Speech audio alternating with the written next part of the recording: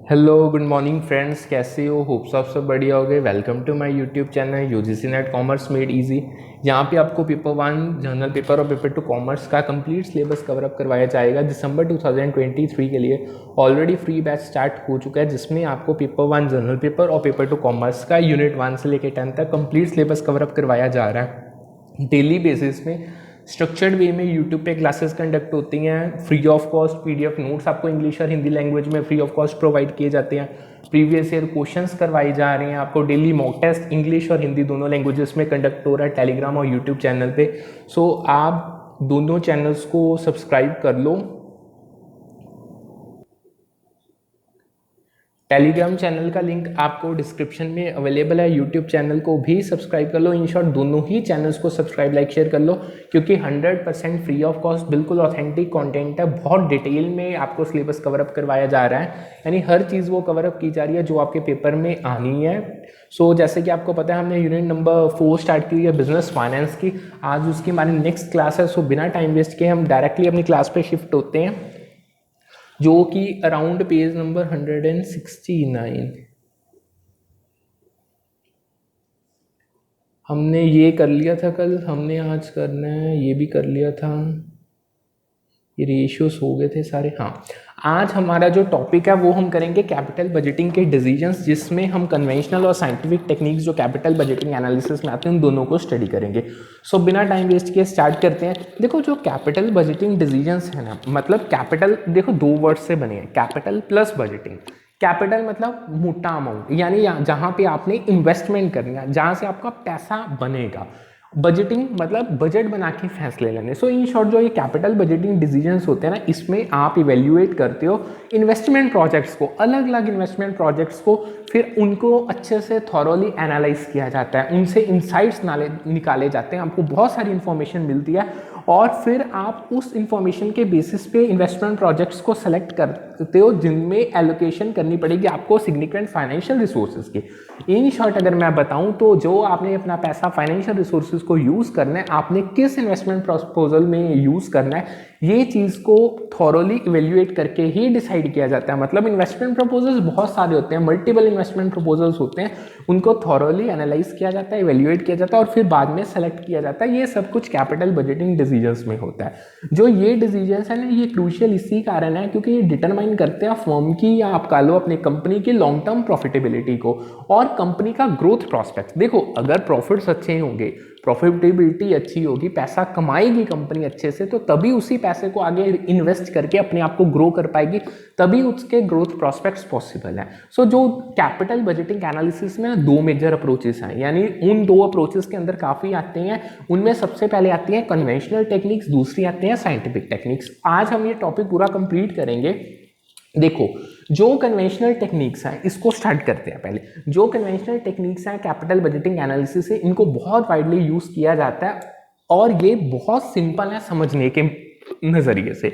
मतलब अगर आप बहुत सिंपल वे में कैपिटल बजटिंग एनालिसिस को समझना चाहते हो, और इनकी जो कन्वेंशनल टेक्निक्स हैं वो ये चीज़ को आपको करने में हेल्प करेंगे। ठीक है, आप कन्वेंशनल टेक्निक्स को एक तो बहुत ज़्यादा वाइडली यूज़ कर सकते हो, दूसरा इनको समझना बड़ा सिंपल है। इनका जो मेजर फोकस सिंपल इतना ही है कि कैश फ्लो को असेस करो जो इन्वेस्टमेंट प्रोजेक्ट्स के साथ है, चाहे वो इनफ्लो हो चाहे आउटफ्लो। देखो, जब आप इन्वेस्टमेंट करोगे, जो कैश आउटफ्लो होना वो तो एक बार ही होगा। जब आप उस इन्वेस्टमेंट में पैसा लगाओगे वो एक बार होता है, बट जो उस इन्वेस्टमेंट से आपको रिटर्न्स आनी है, जो इनफ्लोस आनी है, वो बार बार होंगी। ठीक है, सो सिंपल इसका फंडा है कन्वेंशनल टेक्निक का। बस आप कैश फ्लोज जो आपके इन्वेस्टमेंट प्रोजेक्ट के साथ एसोसिएटेड है उनको स्टडी करो। इसमें जो मेजर टेक्निक्स आती हैं, सबसे पहले आता है पे बैक पीरियड। जो पे बैक पीरियड है, इसको ये कैलकुलेट करता है time required for a project to recover its initial investment. मतलब अगर आप किसी इन्वेस्टमेंट प्रोजेक्ट में स्टार्टिंग में पैसा लगा रहे हो, ठीक है, अगर आप पे बैक पीरियड उसका कैलकुलेट कर रहे हो, तो वो आपको टाइम पीरियड बता देगा कि जो आपने स्टार्टिंग में उस इन्वेस्टमेंट प्रोजेक्ट में पैसा लगाया ना, वो कितने टाइम में रिकवर होकर आपके पास वापस आ जाएगा। यानी इतना स्ट्रेट फॉरवर्ड मैथड है, ये जस्ट टाइम को कंसीडर करता है, और जो कैश इनफ्लोस हैं वो इक्वल होते हैं इनिशियल कैश आउटफ्लो की। मतलब सिंपल चीज, मतलब इक्वल इन द सेंस करने हैं। सिंपल मेथड क्या कहता है, बहुत सिंपल मेथड है ये मेथड। देखो आपने इन्वेस्टमेंट पे स्टार्टिंग में पैसा लगा दिया, ठीक है, आपने इन्वेस्टमेंट प्रोजेक्ट पे स्टार्टिंग पे पैसा लगा दिया, पेबैक पीरियड आपको कैलकुलेट करके बताएगा कि कितने टाइम पीरियड बाद, देखो वो इन्वेस्टमेंट है, रिटर्न्स तो आएंगी, इनफ्लोस तो होंगे, वो इनफ्लोस जो हो रहे हैं वो कितने टाइम पीरियड बाद आपका जो इनिशियल आउटले था, यानी जब आपने सबसे पहले इन्वेस्टमेंट की थी उसके बराबर हो जाएंगे, यानी उसको रिकवर कर देंगे या पूरा कवर कर देंगे। ये हमें पेबैक पीरियड मेथड बताता है। यानी जो प्रोजेक्ट्स जिनके शॉर्टर पेबैक पीरियड्स होते हैं वो जनरली प्रेफर किए जाते हैं, क्योंकि ये कम टाइम में आपकी इन्वेस्टमेंट को पूरा वापस आपको रिकवर करवा देंगे। और जिनका पेबैक पीरियड लंबा होगा वो ज़्यादा टाइम लेंगे, पैसा वो भी बना देंगे, बट वो पैसा बनने में उनको ज़्यादा टाइम लगेगा, ठीक है। सो इन शॉर्ट जो ये पेबैक पीरियड मेथड है ये एक इन्वेस्टमेंट वैल्यूएशन टेक्निक है जिसमें टाइम कैलकुलेट किया जाता है कि एक इन्वेस्टमेंट कितना टाइम लेगी कैश फ्लोस को जनरेट करने में, ताकि जो इनिशियल आउटले है यानी जो इनिशियल इन्वेस्टमेंट पे पैसा लगाया वो पूरा हो सके। इन शॉर्ट जो कैश फ्लो इनफ्लोस हो रहे हैं उनका टोटल कैश आउटफ्लो के बराबर हो सके जो इनिशियल स्टेज में एज अ इन्वेस्टमेंट कॉस्ट किया गया था। बहुत सिंपल मेथड है, जस्ट टाइम पे फोकस करता है अपनी इन्वेस्टमेंट को, जो पैसा इन्वेस्टमेंट में लगाया उसको पूरा करने के लिए, दैट्स इट। इसमें और कुछ भी खास नहीं है, ठीक है।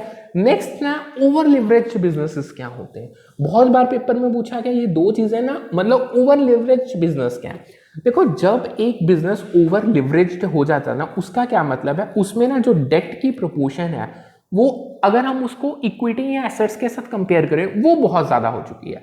मतलब एक हद से भी डेट जब आगे चल जाए ना वो बिजनेस ओवर लिवरेज्ड हो जाता है। ऐसी सिचुएशंस में पेबैक पीरियड ही एडवाइस किया जाता है। यानी अगर आपका मान लो डेट की प्रोपोर्शन बहुत ज्यादा हो गया, बिजनेस ओवर लिवरेज हो गया और आपने कोई इन्वेस्टमेंट वैल्यूएशन टेक्निक लगानी है तो तब पेबैक पीरियड ही एडवाइस किया जाता है यूज करने के लिए, क्योंकि ये कहीं ना कहीं हेल्प करता है कि आप कितनी स्पीड से अपनी इन्वेस्टमेंट जो आपकी कैश जनरेट कर रही है आपके लिए वो आपके पास आपको जनरेट करके दे देगी, ताकि जो आप अपनी ऑब्लिगेशंस को रीपे कर पाओ। इन देखो इन्वेस्टमेंट से जितनी जल्दी आपके पास पैसा आएगा उसी पैसे को आप यूज करके अपने डेट ऑब्लिगेशंस को पे कर दोगे, ठीक है। सो बहुत सिंपल चीज थी।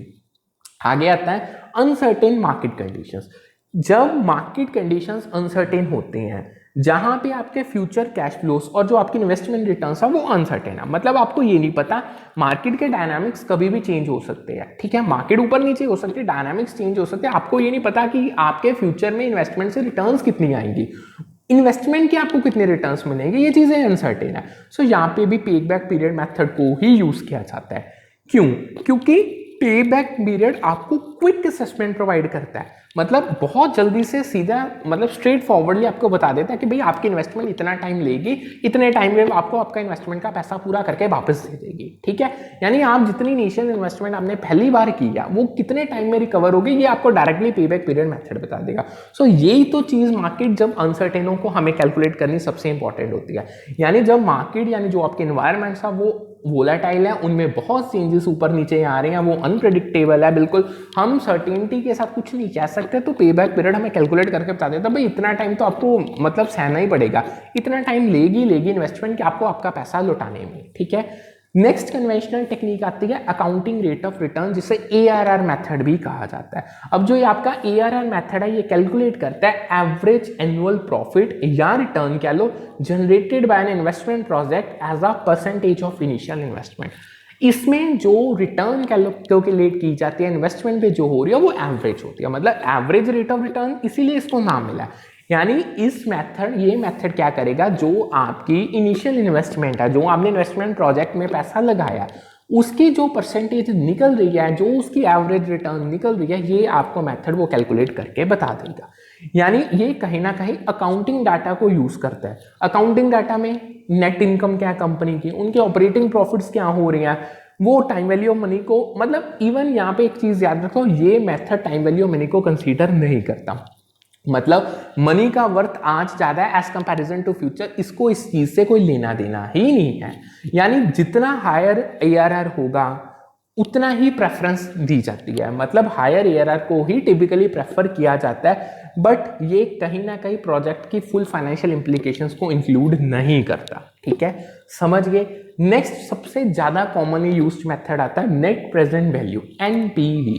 देखो जो एनपीवी है ना, ये सबसे ज्यादा widely used capital budgeting technique है जो टाइम वैल्यू ऑफ मनी को कंसीडर करती है कि यानी ये चीज जब ये मेथड कैलकुलेशंस करेंगे आप इस मेथड के थ्रू, ये कंसीडर करेगा कि मनी की वैल्यू चेंज होगी, यानी प्रेजेंट की मनी ज्यादा पावरफुल है as comparison to future money.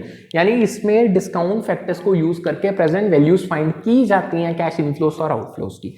सो इसमें आप कैलकुलेट करते हो प्रेजेंट वैल्यू जो आपके एक्सपेक्टेड कैश इनफ्लोस हैं और आउटफ्लोस है जो आपके प्रोजेक्ट के साथ एसोसिएटेड है। यानी मैंने ये चीज आपको ऑलरेडी बता दी, आप एक डिस्काउंट रेट पकड़ लेते हो, उस डिस्काउंट रेट को यूज करके जो आपकी एक्सपेक्टेड कैश इनफ्लोस फ्यूचर से जो आपने इन्वेस्टमेंट की उससे होने वाले हैं, यानी उस इन्वेस्टमेंट से जो आपको रिटर्न्स मिलने वाली हैं, जो आपके पास इनफ्लोस आ रही हैं, आप उसकी प्रेजेंट वैल्यू फाइंड कर रहे हो, जो आपने आउटफ्लो किया उसकी भी प्रेजेंट वैल्यू फाइंड की जाती है। अगर तो एनपीवी पॉजिटिव आ जाए तो ये इंडिकेट करता है कि प्रोजेक्ट ज्यादा आपको जनरेट करके देगा इनिशियल इन्वेस्टमेंट से, मतलब आपके लिए कहीं ना कहीं प्रॉफिटेबल है और ये कहीं ना कहीं फाइनेंशियली वायबिलिटी भी बताता है प्रोजेक्ट की। यानी जब आप एनपीवी को यूज करके सारे अलग अलग प्रोजेक्ट्स को इवेल्युएट करोगे तो आपको पता चल जाएगा इकोनॉमिकली में कौन सा प्रोजेक्ट या फाइनेंशियली कौन सा प्रोजेक्ट जो आपने कैरियर करना वो वायबल है। ठीक है, इन शॉर्ट एक चीज याद रखना, एनपीवी मेथड में वैल्यू एडिटिविटी प्रिंसिपल फॉलो किया जाता है। मतलब अगर आप चाहे 10 इन्वेस्टमेंट प्रोजेक्ट्स की इकट्ठा एनपीवी निकाल लो, चाहे एक एक प्रोजेक्ट्स का अलग अलग एनपीवी निकाल लो और उनका टोटल कर लो, 10 एनपीवी का जो टुगेदर मतलब 10 प्रोजेक्ट्स का जो इकट्ठा एनपीवी है और जो एनपीवी प्लस करके मतलब 10 प्रोजेक्ट्स का अलग अलग प्लस करके जो वैल्यू आएगी वो सेम आएगी। ये होता है वैल्यू एडिटिविटी प्रिंसिपल। अब कुछ स्टेप्स आते हैं, वो पेपर में 2 तरीके से पूछे गए हैं। एक तो उन्होंने आपको स्टेप्स दे दिए थे, मतलब उन्होंने कहा था कि आपको स्टेप्स दिए हैं उसको आप सीक्वेंस में अरेंज करके बताओ कि ये वो स्टेप्स हैं जिनको फॉलो किया जाता है जब आप एक इन्वेस्टमेंट प्रपोजल को इवैल्यूएट कर रहे हो नेट प्रेजेंट वैल्यू मेथड के थ्रू। ये एक चीज थी। दूसरा उन्होंने कहा था एनपीवी का प्रोसेस बताओ, मतलब स्टेप्स हैं, एनपीवी का प्रोसेस कह लो या स्टेप्स कह लो, वन एंड सेम थिंग है। अगेन उसमें आपको 7-8 ऑप्शन दे दी थी, वो कहते हैं प्रोसेस को सीक्वेंस में अरेंज करो। ठीक है, तीसरा उन्होंने कहा था क्वेश्चन में ऑप्शंस हैं, बताओ कि प्रोसेस में क्या क्या चीजें आती हैं। ठीक है, सो अच्छे से कर लो इसको। सबसे पहला आता है फोरकास्टिंग कैश फ्लोस, जो फर्स्ट स्टेप है इस प्रोसेस का, या आप जो एनपीवी मेथड में फर्स्ट स्टेप आता है वो ये है कि आपको फोकस करने पड़ेंगे कि आपके एक्सपेक्टेड कैश फ्लोस हो कितने रहे इन्वेस्टमेंट प्रपोजल से। अगर आप एक इन्वेस्टमेंट प्रपोजल की तरफ जाते हो उस पर कितना कैश आउटफ्लो होगा, कितने इन्फ्लोस होंगे, ये सारी चीजें आपको एडवांस में फोरकास्ट करनी पड़ेंगी। इसमें आप एस्टिमेट करोगे उस पर्टिकुलर प्रोजेक्ट से अगर आपने इन्वेस्टमेंट कर दी तो आपको कितने टाइम पीरियड बाद कितने investment as a inflows returns आएंगी, और वो मतलब एक टाइम पीरियड के ओवर होगा। ठीक है, और अगर आप उसमें इन्वेस्टमेंट करते हो तो आपको पहली बार कितना पैसा देना पड़ेगा, ये दोनों चीजें आपको सबसे पहले फोकस करनी पड़ेगी। नेक्स्ट स्टेप आता है आपको आइडेंटिफाई करना पड़ेगा एक appropriate discount rate.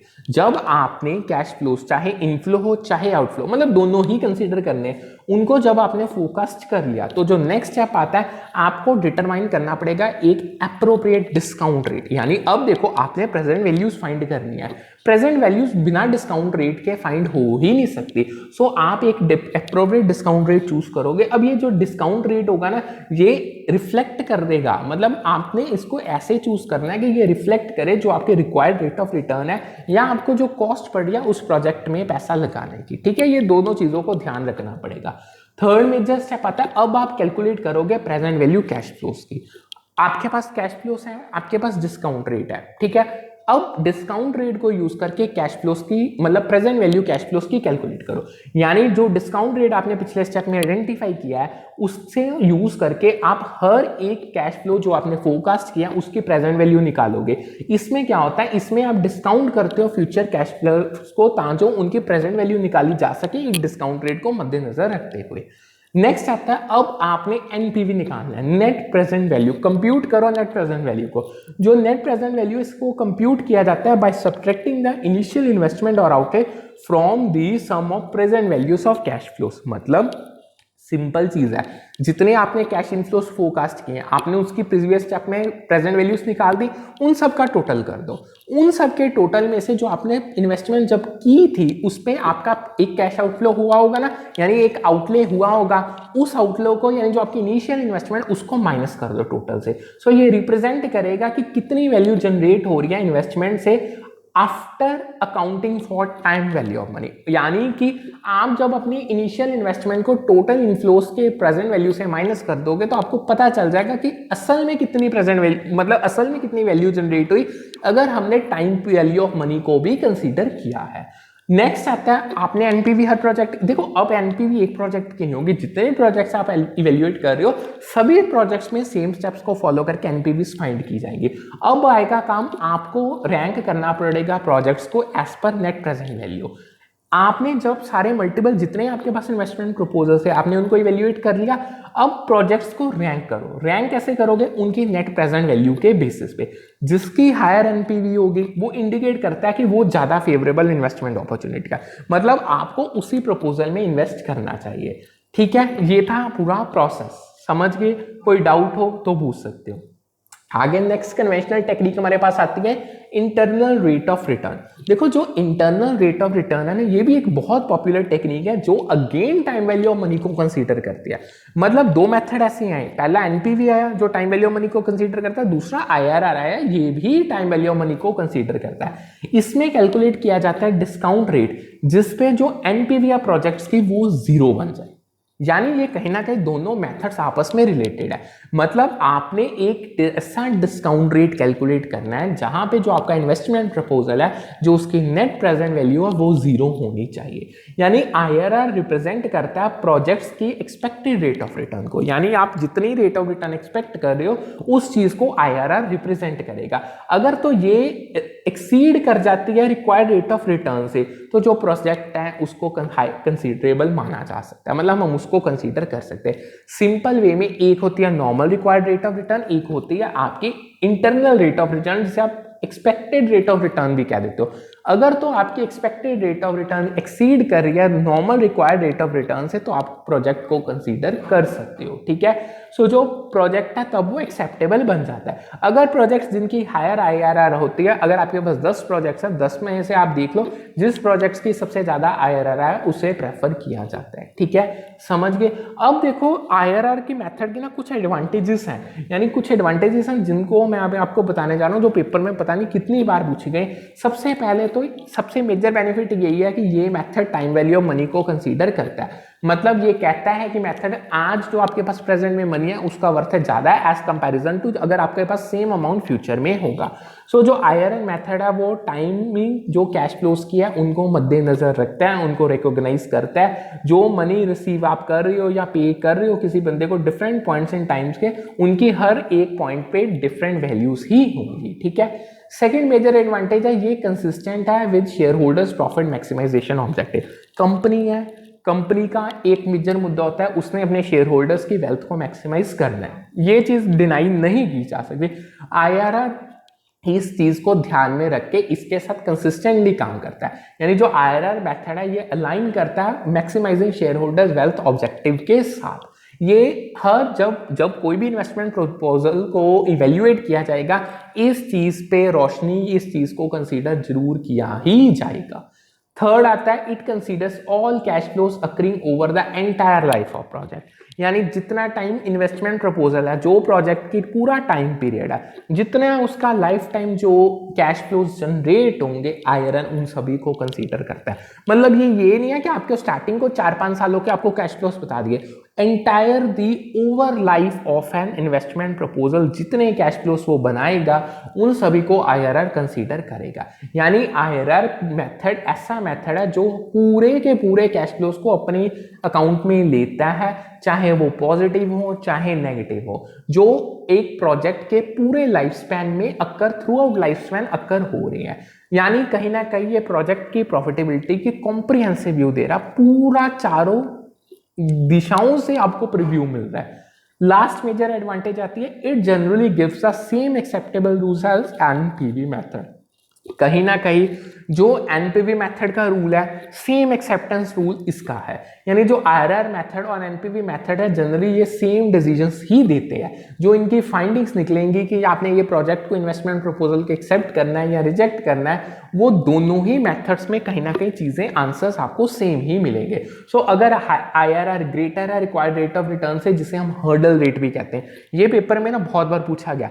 Hurdle rate का दूसरा नाम क्या है? ये होती है बेसिकली आपकी रिक्वायर्ड रेट ऑफ रिटर्न, या अगर आपका आईआरआर इससे ग्रेटर होगा तो प्रोजेक्ट एक्सेप्टेबल होगा। ठीक है, समझ गए। अब कुछ एक लाइंस देखो जो इसके रिगार्डिंग ही है। The method of capital budgeting that assumes cash inflows are reinvested at projects rate of return is internal rate of return. ठीक है, यानी ऐसा कौन सा मेथड है, ये पूछा गया था, ऐसा कौन सा मेथड है कैपिटल बजटिंग का जो ये अज्यूम करता है कि जो कैश इनफ्लोस हो रहे हैं प्रोजेक्ट से उनको रीइन्वेस्ट किया जा सकता है एक प्रोजेक्टेड रेट ऑफ रिटर्न पे। और वो प्रोजेक्टेड रेट ऑफ रिटर्न का नाम क्या है? वो यानी जो मेथड ये चीज को अज्यूम कर रहा है उसका नाम क्या है? यानी उसका नाम है internal rate of return method, IRR। यानी जो internal rate of return method है ये अज्यूम करता है कि जितने भी कैश फ्लोज जनरेट होंगे एक प्रोजेक्ट से उन सभी को रीइन्वेस्ट कर दिया जाएगा प्रोजेक्ट्स की रेट ऑफ रिटर्न के अकॉर्डिंग। यानी कहीं ना कहीं ये मेथड कैलकुलेट करता है डिस्काउंट रेट को, जिसपे आप नेट प्रेजेंट वैल्यू है जो प्रोजेक्ट कैश फ्लोज की वो 0 के बराबर हो जाएगी। समझ गए? कोई डाउट हो तो पूछ सकते हो। आगे बढ़ते हैं, आगे एक और लाइन है, the percentage discount rate used in capital investment appraisals which brings the cost of projects and its future cash inflows into equality is known as internal rate of return। देखो एक चीज को समझने के अलग अलग तरीके हैं। अब वो क्या करें, एक ऐसा परसेंटेज डिस्काउंट रेट है, देखो डिस्काउंट रेट हमेशा परसेंटेज में ही होता है। अब ये तो बहुत ज़्यादा बेसिक चीज़ है, आपने ग्रेजुएशन पोस्ट ग्रेजुएशन की ये आपको पता होनी चाहिए। अब उसको अगर आप कैपिटल इन्वेस्टमेंट अप्रेजल्स यानी कैपिटल इन्वेस्टमेंट प्रपोजल को अगर अप्रेज करने में यूज कर रहे हो, ये वो रेट है जहां पे जो आपकी कॉस्ट ऑफ प्रोजेक्ट है और जो उसके फ्यूचर कैश इन्फ्लुएंस होंगे वो दोनों को बराबर ले आता है, मतलब उनको इक्वालिटी में ले आता। और ये वो रेट है जिसे हम इंटरनल रेट ऑफ रिटर्न के मेथड से जानते हैं। यानी जब आपके कॉस्ट ऑफ प्रोजेक्ट आपके एक्सपेक्टेड जो फ्यूचर कैश इन्फ्लुएंस है उसके बराबर होगी ना, उसी सेम पॉइंट पे एनपीवी भी 0 होगी। ठीक है, समझ गए। एक बार इसको और डिटेल में देखते हैं। यानी जो इंटरनल रेट ऑफ रिटर्न एक ऐसा फाइनेंशियल मैट्रिक है जिसे यूज किया जाता है इन्वेस्टमेंट प्रोजेक्ट्स की, एक तो प्रॉफिटेबिलिटी, दूसरी वायबिलिटी। मतलब हम उसमें वायबल हैं, हम उसमें इन्वेस्ट कर सकते हैं, ये हमें वायबिलिटी बताती है। और अगर हमने वायबल हैं, हमने इन्वेस्टमेंट कर दी तो वो प्रॉफिटेबल निकलेगा या नहीं निकलेगा। यानी आपके पास मल्टीपल प्रपोजल्स होंगे, दोनों ये दो चीजें हर प्रपोजल में स्टडी करके आपको IRR बताएगा। यानी ये कहीं ना कहीं ऐसा एक ऐसा डिस्काउंट रेट रिप्रेजेंट करता है जहां जो नेट प्रेजेंट वैल्यू है प्रोजेक्ट के कैश फ्लोज की वो 0 हो जाती है। अगर मैं आपको सिंपल वर्ड्स में बताऊं तो ये एक ऐसा रेट है जहां पे जो प्रेजेंट वैल्यू ऑफ प्रोजेक्ट्स के कैश इनफ्लोस की वो इक्वल होती है जो आपने इनिशियल इन्वेस्टमेंट किया उस प्रोजेक्ट में। ठीक है, सो जब आप इन्वेस्टमेंट प्रोजेक्ट्स को इवेल्युएट कर रहे हो तो IRR को कंपेयर किया जाता है एक प्री डिटरमाइंड हर्डल रेट के साथ, या जिसे आप रिक्वायर्ड रेट ऑफ रिटर्न भी कह देते हो। अगर तो IRR उस हर्डल रेट को क्रॉस कर गया, मतलब ज्यादा है, तो वो प्रोजेक्ट को अट्रैक्टिव कंसीडर किया जाता है, आप उस इन्वेस्टमेंट प्रपोजल में इन्वेस्ट कर सकते हो।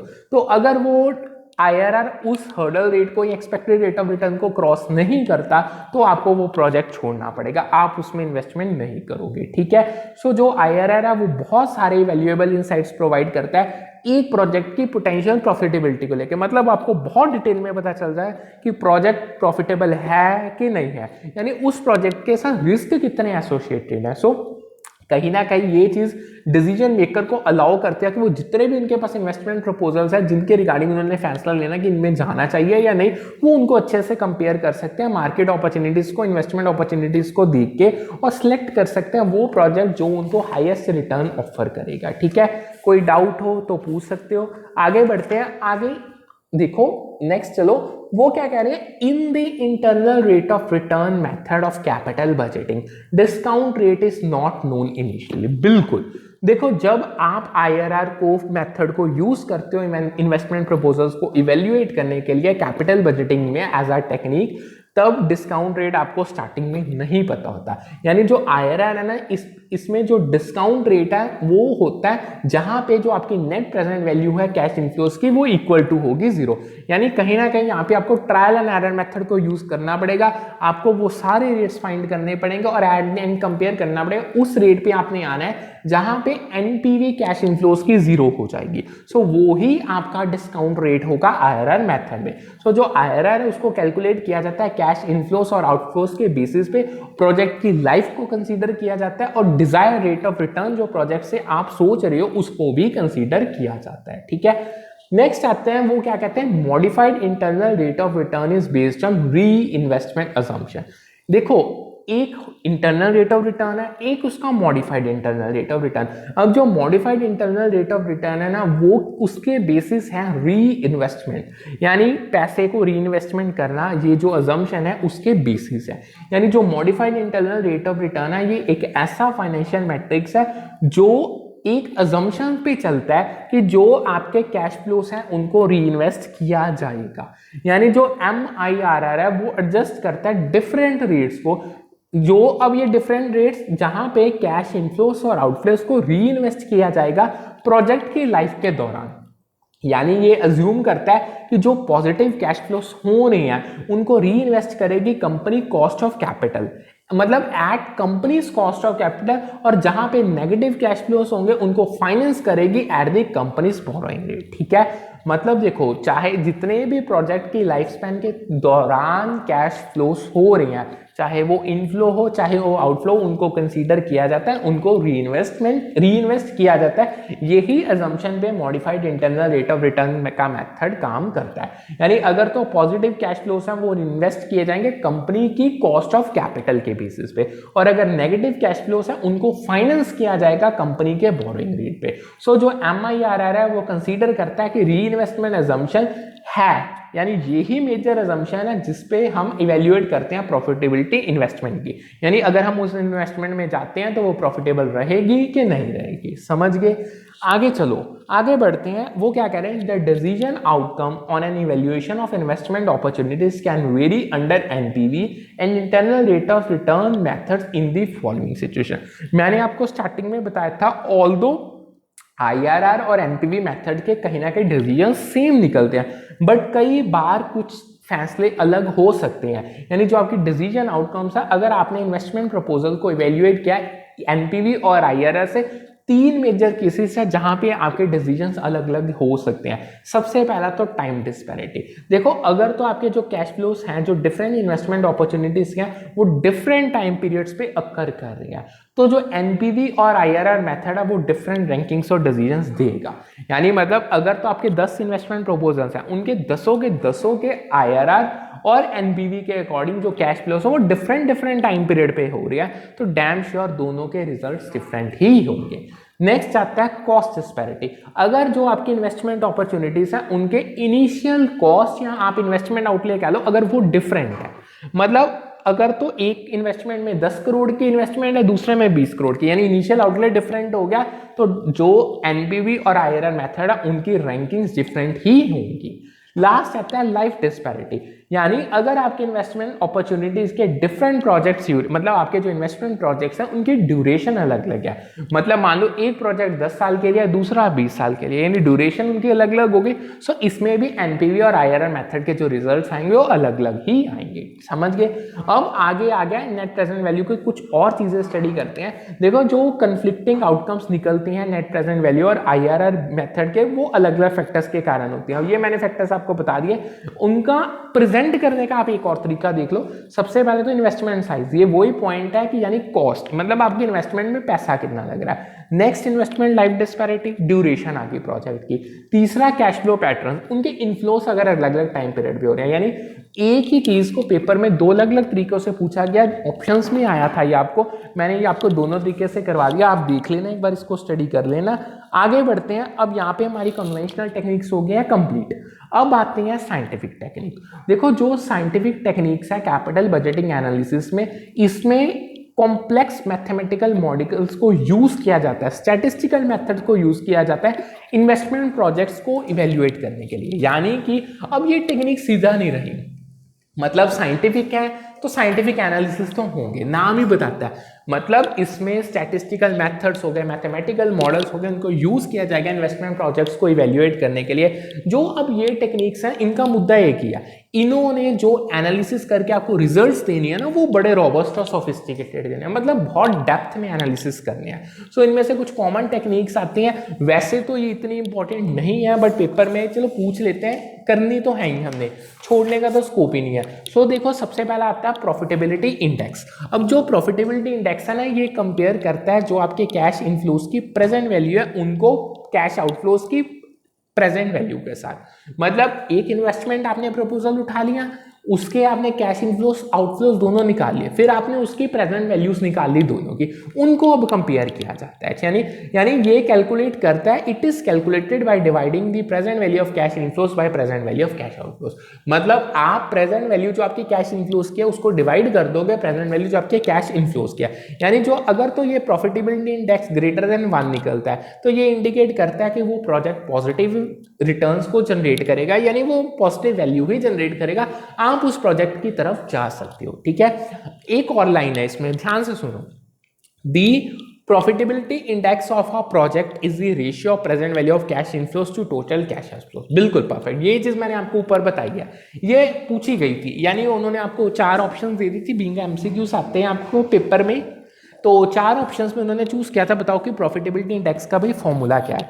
सो ये जो प्रॉफिटेबिलिटी इंडेक्स है प्रोजेक्ट का, इसकी कैलकुलेशन ऐसी होती है, आपके पास जो कैश इनफ्लोस की प्रेजेंट वैल्यू है आप उसको टोटल कैश आउटफ्लोस से डिवाइड कर देते हो। यानी ये चीज़ आपको कहीं ना कहीं हेल्प करती है कि इवैल्यूएट करने में कि आपकी इन्वेस्टमेंट प्रॉफिटेबल है या नहीं। यानी इवन इसमें ना time value of money consider की जाती है, इसीलिए हम प्रेजेंट वैल्यू फाइंड करें। अभी ये चीज ना याद रखना आपको, ना पेपर में ना वो कि कंफ्यूज करने के लिए देखो क्या कह रहे हैं, ऊपर आपको कहेंगे फॉर्मूला बता देंगे भाई उसमें प्रेजेंट वैल्यू आपने कैलकुलेट की है। ठीक है, ये फॉर्मूला ऊपर प्रेजेंट वैल्यू दी है, नीचे भी प्रेजेंट वैल्यू, नीचे बताएंगे बताओ इस मेथड में टाइम वैल्यू कंसीडर की है गई कि नहीं। आप इस ध्यान से देखना, सीधा दिमाग अपना आप यूज करो, थोड़ा कॉन्सेप्ट्स को समझो। जहां पे प्रेजेंट वैल्यू फाइंड कर रही हो तो वो टाइम पीरियड के ओवर ही कर रही हो ना, यानी अगर टाइम पीरियड आ गया तो मतलब टाइम वैल्यू ऑफ मनी भी आप कंसीडर कर रही हो। ये चीजों को थोड़ा सा ना, मतलब रिफ्लेक्टिव लेवल अपना टीचिंग का, मतलब जैसे रिफ्लेक्टिव लेवल टीचिंग का होता है ना, ऐसे ही आपका रिफ्लेक्टिव लेवल अंडरस्टैंडिंग होता है, उसको थोड़ा सा अपग्रेड कर लो अगर आप बहुत अच्छे नंबर से इसको क्रैक करना चाहते हो। नेक्स्ट जो मेजर टेक्निक आती है वो आती है मोंटे कार्लो सिमुलेशन की। ये आपने, अगर आपने ग्रेजुएशन, तो देखो आप मतलब अगर क्या की हुई है तभी इस पेपर में बैठ रहे हो, मतलब आपने बीकॉम की होगी, ठीक है, बीकॉम के 6 सेमेस्टर में ऑपरेशन रिसर्च आता है, उसमें मोंटे कार्लो सिमुलेशन बहुत अच्छे से आता है। यानी जो ये मोंटे कार्लो सिमुलेशन है, ये प्रोबेबिलिटी डिस्ट्रीब्यूशंस को यूज करता है अनसर्टेन वेरिएबल्स जो इन्वेस्टमेंट प्रपोजल में निकल रहे हैं उनको मॉडल करने के लिए। देखो सिमुलेशन, जब अगर मैं आपको बताऊं एयरक्राफ्ट्स होते हैं, यानी जब पायलट्स बनते हो आप, अगर आप पायलट बन रहे हो, ये मतलब एयर स्पेस में आपने एयरप्लेन्स को फ्लाई करना है, उसके लिए ना पहले आपको 5-6 महीने सिमुलेटर पे काम करना पड़ता है। यानी सिमुलेटर एक ऐसा मॉडल है जो आपकी रियल रेप्लिका होता है, जो असल में चीजें होंगी। ठीक है, मतलब पूरा कि कहीं ना कहीं 99% का रियल रेप्लिका है, पूरी रियल इन्वायरमेंट को रेप्लिकेट करके दिखाता है। सो इसमें मोंटे कार्लो सिमुलेशन में क्या किया जाता है, जो इन्वेस्टमेंट प्रोजेक्ट्स में अनसर्टेन वेरिएबल्स हो सकते हैं उनको मॉडल किया जाता है, उनका मॉडल बना के उस पर प्रोबेबिलिटी डिस्ट्रीब्यूशन से सिमुलेशंस की जाती है। यानी कहीं ना कहीं यहाँ पे मल्टीपल सिमुलेशंस रन की जाती हैं ताकि जो आप एस्टिमेट कर पाओ एक रेंज जो पॉसिबल आउटकम्स की हो सकती है, ठीक है, उस आप प्रोजेक्ट से, और क्या उनकी प्रोबेबिलिटीज है, ये चीज आप मोंटे कार्लो सिमुलेशन से फाइंड कर सकते हो। सो ये टेक्निक कहीं ना कहीं हेल्प करती है कि आप एक इन्वेस्टमेंट प्रोजेक्ट का जो उसके साथ रिस्क है फ्यूचर में हो सकता है, या जो उसकी अनसर्टेनिटी है, आप उसको अच्छे से असेस करके एनालाइज करके अपना फैसला ले पाओ। नेक्स्ट आता है रियल ऑप्शन एनालिसिस। अब जो ये रियल ऑप्शन एनालिसिस है, इसमें ऑप्शन प्राइसिंग मॉडल्स अप्लाई किए जाते हैं जो फाइनेंस की फील्ड से ही आते हैं इन्वेस्टमेंट प्रोजेक्ट्स पे, जो उनको इवेल्युएट किया जा सके। यानी ये मेथड कहीं ना कहीं रिकॉग्नाइज करता है कि जो इन्वेस्टमेंट डिसीजंस है ना, उनमें कहीं ना कहीं इनबिल्ट कह लो, एम्बेडेड कह लो, ऑप्शंस होते हैं। अब ये ऐसी जैसे ऑप्शन टू एक्सपैंड होगी, डेफर होगी, अबंडन अ प्रोजेक्ट, मतलब मान के चलो कि अगर आप किसी प्रोजेक्ट पे जा रहे हो, ठीक है, कहीं ना कहीं उस प्रोजेक्ट में आपको अलग अलग ऑप्शंस मिल ही जाएंगी। चाहे आप उस प्रोजेक्ट को एक्सपेंड करना चाहते हो, डेफर करना चाहते हो, पोस्टपोन करना चाहते हो कुछ टाइम पीरियड के लिए, या उसको पूरा ऑल टुगेदर अबंडन करना चाहते हो। सो ये टेक्निक हेल्प करती है कि आप इन्वेस्टमेंट अपॉर्चुनिटीज जो आपको मिल रही हैं, एक तो आप उनकी फ्लेक्सिबिलिटी जज कर पाओ, इवेल्युएट कर पाओ कि वो फ्लेक्सिबल है, उनको एक्सपेंड या डेफर किया जा सकता है, उनमें चेंजेस लाई जा सकते हैं, और उनकी स्ट्रेटेजिक वैल्यू क्या निकल रही है आप एट द एंड उसको कैलकुलेट कर पाओ। ठीक है, आगे बढ़ते हैं। आगे आता है Black Scholes option pricing model. देखो जो Black Scholes option pricing model है ना, वैसे तो इतना मतलब हमें डिटेल में हमने नहीं करना क्योंकि इतना इंपॉर्टेंट नहीं है। इसकी एक अजम्पशन जरूर याद रखना जिसको कभी यूजीसी छोड़ता ही नहीं है, यानी एनटीए कभी इसको पेपर में छोड़ता ही नहीं है, तो पूछी जाती है। जो major one of the major assumption है ना Black Scholes option pricing model की, वो ये है कि जो अंडरलाइंग एसेट प्राइसेस है, जो आपके अंडरलाइंग एसेट के प्राइसेस हैं, वो ना लॉग नॉर्मली डिस्ट्रीब्यूटेड होते हैं, मतलब ये नॉर्मल डिस्ट्रीब्यूशन को पैटर्न को फॉलो करते हैं। ये चीज आपको याद रखना। अब नेक्स्ट चीज आता है कि कुछ ऐसी चीजें पेपर में उन्होंने डाली हैं, मतलब वो उन्होंने आपको ऑप्शन दे दिए थे, वो कहते हैं चूज करके बताओ इनमें से कौन सी चीज जो आपकी करेंसी ऑप्शन है उसके प्राइस को अफेक्ट करती है। यानी जो नीचे वाली मैं आपको चीजें करवाने जा रहा हूं, ये following affect the pricing of a currency option. सबसे पहले आता है स्पॉट एक्सचेंज रेट, यानी जो स्पॉट एक्सचेंज रेट है ये रिप्रेजेंट करता है करेंसी एक्सचेंज रेट दो करेंसीज के बीच में। अब ये it does affect the pricing of currency option, मतलब स्पॉट एक्सचेंज रेट ऐसा करंट एक्सचेंज रेट है जो दो करेंसीज है ना डिफरेंट कंट्रीज में, जो उनके बीच है उसको रिप्रेजेंट करता है। यानी ये कहीं ना कहीं जो आपकी करेंसी ऑप्शन की प्राइसिंग है उस पर अफेक्ट डालेगा ही डालेगा। सो ये एक इंपॉर्टेंट फैक्टर है जिसे कंसीडर किया जाएगा डिटरमाइन करने के लिए का ऑप्शन की इंट्रिंसिक वैल्यू को। ठीक है, समझ गए।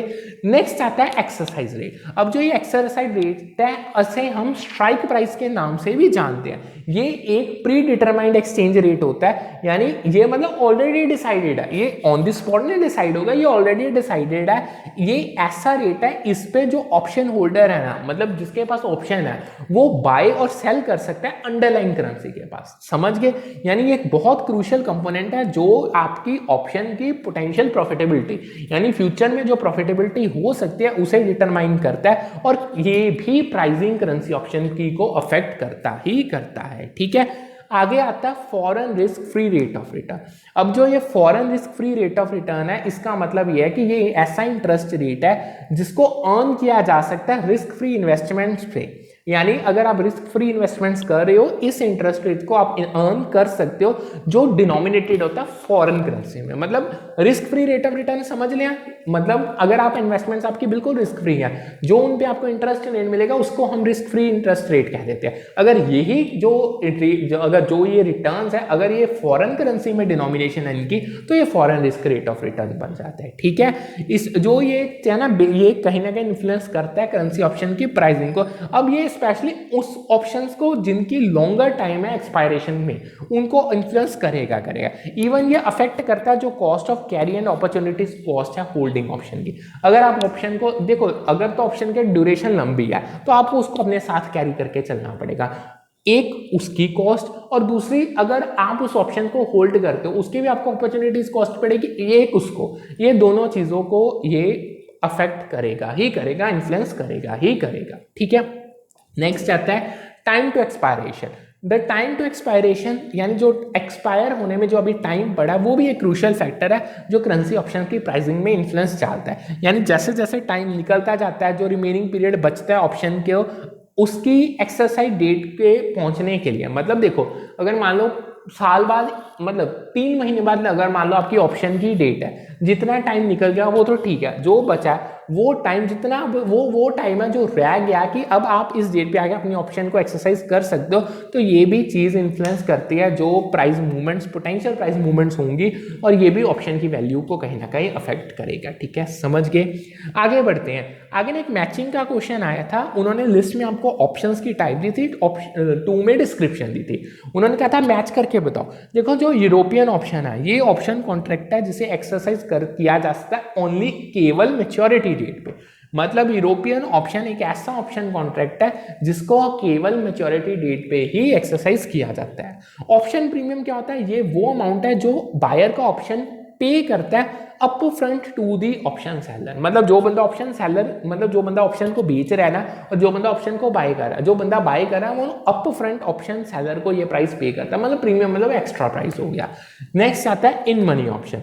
ये when the immediate exercise of an option yields positive value to his holder. अगर जो ऑप्शन का होल्डर है वो उसको इमीडिएटली एक्सरसाइज कर लेता है और इमीडिएटली एक्सरसाइज करने से उसको पॉजिटिव वैल्यू मिल जाती है, पॉजिटिव रिजल्ट्स मिल जाते हैं, तो वो इन मनी ऑप्शन होती है।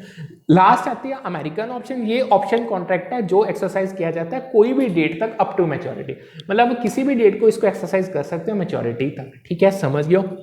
आगे बढ़ते हैं, आगे आते हैं सेंसिटिविटी एनालिसिस। अब जो सेंसिटिविटी एनालिसिस है इसमें आप असेस करते हो कि जो इम्पैक्ट ऑफ चेंजेस ऑन की variables on the financial outcomes of an investment project. बहुत सिंपल है, यानी सेंसिटिविटी एनालिसिस में क्या होता है, जो की वेरिएबल्स हैं, यानी जो आपके की वेरिएबल्स पे चेंजेस का इंपैक्ट पड़ रहा है, आप उसको असेस करोगे। अब ये की वेरिएबल्स होंगे फाइनेंशियल आउटकम्स के जो आपके इन्वेस्टमेंट प्रोजेक्ट्स की है। यानी इन शॉर्ट ध्यान से सुनो, sensitivity analysis involves assessing the impact of changes in key variables on the financial outcomes of an investment project. Investment projects के कुछ की वेरिएबल्स होंगे, उनमें जो चेंजेस आने के कारण उनके जो चेंजेस का इंपैक्ट आउटकम्स पे पड़ रहा है, सेंसिटिविटी एनालिसिस आपको वो बताता है। यानी ये आपको हेल्प करता है कि आप आइडेंटिफाई कर पाओ वेरिएबल्स को जो बहुत ज़्यादा सिग्निफिकेंटली इन्फ्लुएंस कर रहे हैं आप प्रोजेक्ट की प्रॉफिटेबिलिटी को। और आप ये चीज़, अगर आपको ये चीज़ एडवांस में पता चल गई कि भाई ये वेरिएबल्स की बहुत अच्छा सॉलिड इन्फ्लुएंस पड़ रहा है प्रोजेक्ट की प्रॉफिटेबिलिटी पे, तो ये चीज़ कहीं ना कहीं डिसीजन मेकर्स को अलाउ करते हैं कि वो प्रोजेक्ट की सेंसिटिविटी को समझ पाए। यानी कि अलग अलग सिचुएशंस को, सर्कमस्टांसेस को या सिनेरियोस को लेके प्रोजेक्ट सेंसिटिव कितना है, मतलब सेंसिटिव मतलब वो रिस्पॉन्ड कितना जल्दी कर रहे हैं। ठीक है, सो जो ये साइंटिफिक टेक्निक्स है ना कहीं ये बहुत सोफिस्टिकेटेड, ये लास्ट साइंटिफिक टेक्निक थी। सो जो ये साइंटिफिक टेक्निक्स है ना कहीं बहुत ज़्यादा सोफिस्टिकेटेड और कॉम्प्रिहेंसिव एनालिसिस प्रोवाइड करती हैं, क्योंकि इसमें बहुत अलग अलग फैक्टर्स को कंसीडर किया जाता है, फ्यूचर की अनसर्टेनिटीज कंसीडर की जाती हैं और स्ट्रेटेजिक ऑप्शंस जो अवेलेबल है उनको कंसीडर किया जाता है। ठीक है, सो हाउएवर जब आपको बहुत ज़्यादा एक्सटेंसिव डाटा या कंप्यूटेशनल रिसोर्सेज कंपेयर करने हो, मतलब इन शॉर्ट मान के चलो जब आपने साइंटिफिक टेक्निक्स को यूज करना है तो इसमें आपको बहुत ज़्यादा एक्सटेंसिव और कंप्यूटेशनल रिसोर्सेज यूज करने पड़ेंगे as comparison to conventional technique. But जो दोनों टेक्निक्स हैं, चाहे वो कन्वेंशनल है चाहे वो साइंटिफिक है, दोनों की अपनी एडवांटेजेस अपनी लिमिटेशंस है। सो डिपेंड करता है कि अलग अलग फैक्टर्स पे, नेचर ऑफ प्रोजेक्ट क्या है, आपके पास डाटा कितना अवेलेबल है, कंपनी किसको प्रेफरेंस दे रही है, आपकी एनालिसिस का कॉम्प्लेक्सिटी लेवल कितना है। सो अलग अलग फैक्टर्स को मद्देनजर रख के आप चूज कर सकते हो कि आपने कन्वेंशनल टेक्निक्स की तरफ जाना है या साइंटिफिक टेक्निक्स की तरफ जाना है। ठीक है, सो यहाँ पे अगर आपको कोई डाउट हो तो पूछ सकते हो। आगे बढ़ते हैं, अब आगे आते हैं स्टेप्स इन्वॉल्व इन बजटिंग। ये अगेन ऑप्शन दी थी 7-8, मतलब जितने भी स्टेप्स हैं जम्बल्ड वे में, वो कह रहे थे कैपिटल बजटिंग के स्टेप्स हैं, आप इनको करेक्ट सीक्वेंस में करो। ठीक है, सबसे पहले तो देखो आपको इन्वेस्टमेंट प्रपोजल्स को आइडेंटिफाई करना पड़ेगा। यानी जितने भी आपके पोटेंशियल इन्वेस्टमेंट प्रपोजल्स कह लो या प्रोजेक्ट्स हैं जिन पे आप अपना बजट को एलोकेट कर रहे हो, आपको उन सभी को आइडेंटिफाई करना पड़ेगा। सेकेंड स्टेप में आप प्रपोजल्स को स्क्रीन करोगे, यानी जितने भी इन्वेस्टमेंट प्रपोजल आपने पिछले स्टेप में आइडेंटिफाई किए उनको इवेल्युएट किया जाता है, उनको स्क्रीन किया जाता है, ताकि जो आपको पता चल पाए कि उनकी फिजिबिलिटी, अलाइनमेंट और उनके ऑर्गेनाइजेशन गोल्स के साथ है कि नहीं। यानी जिस गोल्स के लिए आप बने हो, जो आपके ऑर्गेनाइजेशन गोल्स हैं, उन प्रोजेक्ट्स की फिजिबिलिटी और अलाइनमेंट आपके गोल्स के साथ मैच खाती है या नहीं खाती, और जो आप पोटेंशियल रिटर्न्स चाहते हो इन्वेस्टमेंट से वो आपको मिल रही है या नहीं मिल रही। फिर उसके बाद इवेल्युएशन की जाती है प्रपोजल की, मतलब आप अलग अलग मेथड्स को यूज करके इन्वेस्टमेंट प्रपोजल्स को इवेल्युएट करोगे थॉरोली। ठीक है, ठीक, ताकि जो आपको शॉर्टलिस्ट कर पाओ कि आप किन किन प्रपोजल्स पे जाना चाहोगे। ठीक है, आप जब इवेल्युएट करोगे थॉरोली, उनमें फाइनेंशियल वायबिलिटी जज की जाती है, रिस्क देखा जाता है, किस में रिस्क प्रोफाइल हाई है, किस में लोअर, स्ट्रेटेजिक फिट होगा उसको चेक किया जाएगा। लास्ट में इंप्लीमेंट किया जाता है प्रपोजल में, यानी जब एक बार इवेल्युएशन प्रपोजल्स की कंप्लीट होगी तो जो प्रपोजल्स अप्रूव हो चुके हैं आफ्टर थॉरो एनालिसिस उनको इंप्लीमेंट किया जाता है by allocating the necessary resources and initiating the necessary action. मतलब 10 प्रपोजल्स थे, 10 में से आपको एक मिल गया, आप अब उसको इंप्लीमेंट कर दोगे, अपना पैसा उसमें इन्वेस्ट कर दोगे। और लास्ट में परफॉर्मेंस रिव्यू, पैसा लगा दिया, रिव्यू देखा जाता है परफॉर्मेंस का पीरियोडिकली, टाइम टू, मतलब 2 मंथली देख लो, 6 मंथली देख लो, क्वार्टरली देख लो। आप ये देखोगे कि जिस लक्ष्य के लिए, जिस गोल्स और ऑब्जेक्टिव के लिए आपने इन्वेस्टमेंट की थी वो पूरे हो रहे हैं या नहीं हो रहे। ठीक है, समझ गए। अब आगे बढ़ते हैं, आगे आते हैं cash flows are reinvesting capital budgeting. ये चीज मैं वैसे आपको ऑलरेडी बता चुका हूं, एक बार आपको फिर बता देते हैं, चलो डिस्कस कर लेते हैं। वैसे ये चीज हो चुकी है, ठीक है। तो सबसे पहले तो वो कहते हैं, देखो जो कैश फ्लोस हो रहे हैं मतलब उनको री इन्वेस्ट किया जाता है कैपिटल बजटिंग डिसीजंस में। They should be discounted at the cost of capital, not at market rate और रिस्कलेस रेट। यानी जो कैपिटल बजटिंग डिसीजंस में कैश फ्लोस हो रहे हैं उनको री इन्वेस्ट करो, ठीक है, बट उनको किस रेट पे? Eight discounted cost of capital. इसमें मार्केट रेट और रिस्कलेस रेट का कोई लेना देना नहीं। सो जो इंटरनल रेट ऑफ रिटर्न है एक ऐसी मेजर है प्रॉफिटेबिलिटी की जिसे यूज किया जाता है एक प्रोजेक्ट की डिजायरेबिलिटी को फाइंड करने के लिए, मतलब उस प्रोजेक्ट में जाना चाहिए या नहीं जाना चाहिए। यानी ये एक ऐसा डिस्काउंट रेट रिप्रेजेंट करते हैं जहां पे जो net present value cash flows की वो 0 के बराबर है। ये चीजें मैं आपको सारी ऑलरेडी डिटेल में बता चुका हूँ। सेम इसमें ना कुछ रेट्स आते हैं, डिस्काउंट रेट भी मैं आपको बता चुका हूँ। यानी ये वो रेट है जिसपे आप कैश फ्लोस को डिस्काउंट करते हो उनकी प्रेजेंट वैल्यू पे। कॉस्ट ऑफ कैपिटल मैं बता चुका हूँ, यानी पैसा उठाने की कीमत, यानी जो इन्वेस्टर्स रिटर्न एक्सपेक्ट कर रहे हैं या जो आपको कॉस्ट पड़ रही है। इंटरनल रेट ऑफ रिटर्न भी मैं आपको पूरी डिटेल में करवा सकता हूं, तो एक बार आप इसको पढ़ लेना, सेम चीज है, जस्ट प्रेजेंटेशन का फर्क है। अब उन्होंने अगेन क्वेश्चन पूछा था कि स्टेजेस है कैपिटल बजटिंग की, उनको सीक्वेंस में बताओ। तो ये सेम है जो मैंने अभी आपको करवाया। सबसे पहले इन्वेस्टमेंट अपॉर्चुनिटीज को आइडेंटिफाई करना, फिर उनको प्रपोज असेंबल करना, फिर फैसला लेना, फिर कैपिटल बजट और अप्रोप्रिएशन प्रिपेयर करने और इंप्लीमेंटेशन करना, परफॉर्मेंस रिव्यू करना। ये आप देख लेना, बिल्कुल सेम चीज है, आपको ऑलरेडी मैं डिटेल में करवा चुका हूं। अब आते हैं कुछ फॉर्मूलास, ये करते हैं। देखो जो मेथड्स है कैपिटल बजटिंग ना, उनके फॉर्मूलास मैचिंग में पूछे गए थे। लिस्ट 1 मेथड्स के नाम, लिस्ट 2 में फॉर्मूला। जो ARR मेथड है, अकाउंटिंग रेट ऑफ रिटर्न, इसका फॉर्मूला क्या होता है? आप एवरेज इनकम को डिवाइड करते हो एवरेज इन्वेस्टमेंट के साथ।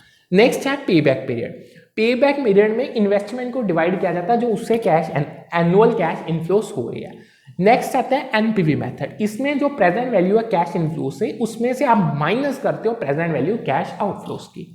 लास्ट आता है पीआई फॉर्मूला, प्रॉफिटेबिलिटी इंडेक्स। इसमें जो प्रेजेंट वैल्यू है कैश इनफ्लोस की, उसमें प्लस कर दी जाती है प्रेजेंट वैल्यू कैश आउटफ्लोस की। ठीक है, ये मैं वैसे आपको डिटेल में तब करवा चुका हूं, एक बार हमने फिर देख लिया। अब कुछ देखो बिजनेसेस की क्रेडिट पॉलिसी होती है, ठीक है, उसके कुछ कंपोनेंट्स हैं, वो देखो जो पेपर में बहुत बार आए हैं। देखो जो कंपोनेंट्स है क्रेडिट पॉलिसी जो बिजनेस के, उनमें सबसे पहले आती है कलेक्शन पॉलिसी। यानी इसका क्या मतलब हुआ, ये वो गाइडलाइंस और प्रोसीजर है जिनको फॉलो करके फर्म अपनी जो आउटस्टैंडिंग पेमेंट्स है उनको कलेक्ट करेगी अपने कस्टमर से। यानी कस्टमर्स को कंपनी ने उधार दिया हुआ है, यानी अब इन गाइडलाइंस को, ये दायरे हैं, ये प्रोसीजर है, ये फ्रेमवर्क है, जिनके अंदर रह के जिनको फॉलो करके कंपनी जो उनके कस्टमर से आउटस्टैंडिंग पैसा रहता है उनको कलेक्ट करेगी। यानी इसमें आप कस्टमर को रिमाइंडर भेजना, किस तरीके से भेजना है, पेनल्टीज अगर लगानी है लेट पेमेंट पे वो कैसे लगानी है, अगर आपने कलेक्शन एजेंसीज को या लीगल मीन्स को यूज करना वो कैसे यूज करना है, यानी आपने हर हद में अपना पैसा रिकवर करना, वो सब कुछ इसमें आ जाता है। नेक्स्ट आता है क्रेडिट एनालिसिस। क्रेडिट एनालिसिस में आप असेस करते हो पोटेंशियल कस्टमर या जो बोरोवर्स है आपसे, यानी जो कंपनी के कस्टमर मान लो या दो बंदे कंपनी से उधार चीजें ले रहे हैं, उनकी क्रेडिट वर्थिनेस को। यानी इसमें जो फाइनेंशियल स्टेटमेंट्स हैं उनकी, आपकी नहीं, क्योंकि आपने तो पैसा देना है, उनकी फाइनेंशियल स्टेटमेंट्स वैल्यूएट की जाती है। क्रेडिट हिस्ट्री देखी जाती है कि ये भागे तो नहीं है पैसे लेके किसी के, मतलब टाइम पे रीपेमेंट करते हैं कि नहीं, उनका पेमेंट बिहेवियर चेक करना। इसके अलावा कितने ही फैक्टर्स होते हैं, यानी वो टाइमली रीपे कर रहे हैं या नहीं, ये सभी को कंसीडर किया जाता है। तीसरा आता है टर्म्स ऑफ सेल, यानी जो टर्म्स ऑफ सेल है ना, ये डिफाइन करती है क्रेडिट कितने टाइम के लिए दी जाए, उधार दे रहे हो उसका टाइम क्या होगा, पेमेंट कैसे रिसीव करोगे, टर्म्स क्या होंगी, मंथली पेमेंट कितनी होगी, अगर कोई डिस्काउंट या इंसेंटिव कस्टमर को दिया जा रहा है वो कितना होगा। सो जो ये टर्म्स है ना डिपेंड करते हैं एक तो बिजनेस की नेचर पे और आपकी कस्टमर के साथ रिलेशनशिप कैसी है। ठीक है, सो ये चीजों को ध्यान में रखा जाता है। अगेन आगे लास्ट आज के टाइम का टॉपिक आता है कैपिटल बजटिंग का प्रोसेस, ये भी मैं आपको करवा चुका हूँ, ये एनपीवी के थ्रू है। ठीक है, यानी सारे मेथड है, सबसे पहले कैश फ्लो को एस्टिमेट करो, फिर डिस्काउंट रेट आइडेंटिफाई करो, फिर प्रोजेक्ट को सिलेक्ट किया जाता है और एट द एंड डिटरमाइन की जाती है एनपीवी। पे भी, ठीक है। ये पढ़ लेना आप, अगर कोई डाउट हुआ तो पूछ लेना। सो यहाँ पे आज का सेशन हम करते हैं वाइंड अप। ऑलमोस्ट मैंने आपको कैपिटल बजटिंग की ऑलमोस्ट क्या करवा ही दी है, कन्वेंशनल और साइंटिफिक टेक्निक्स दोनों ही बहुत डिटेल में करवा दी, इंक्लूडिंग जो प्रीवियस ईयर में क्वेश्चंस आए हैं। और यानी ये वो सारे टॉपिक्स मैंने आपको करवा दिया जो एनटीए ने कभी छोड़े नहीं है पेपर में। सो इसकी पीडीएफ आपको इंग्लिश और हिंदी में मिल जाएगी। चैनल, यूट्यूब चैनल को, टेलीग्राम चैनल दोनों को सब्सक्राइब कर लो, लिंक आपको डिस्क्रिप्शन में मिल जाएंगे। सो करते हैं आज का session wind up. Daily quiz series भी चल रही है, 2-3 दिन में बिजनेस फाइनेंस की भी क्विज सीरीज स्टार्ट हो जाएंगी। सो उनको जरूर सॉल्व करो, बहुत अच्छे से आपकी प्रैक्टिस हो जाएगी। सो करते हैं सेशन वाइंड अप। कल मिलते हैं with a new session with a new set of topics.